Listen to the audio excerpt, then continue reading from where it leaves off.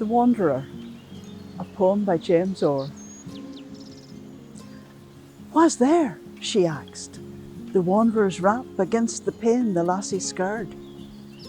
The blast that braid on Sleamish tap would hardly let a hit be heard. "A freen," he cried, "for common crimes tossed through the country fore and aft." "Mair loun," quoth she, "there's woeful times, the herds aboon me on the laft." "I called," he whispered, "wi' a wicht wham aft I've helped wi' hon and purse. He wadna let me stay a nicht, weel, sic a hurt's a greater curse." But Leesie's gentler. "Hark that hail, this piercing nicht is rucher far." "Come roun," she said, "and shun the gale. I'm going to slip aside the bar." "Wae's me, how wet ye're! Gi'e your hat and dry your face with something hae.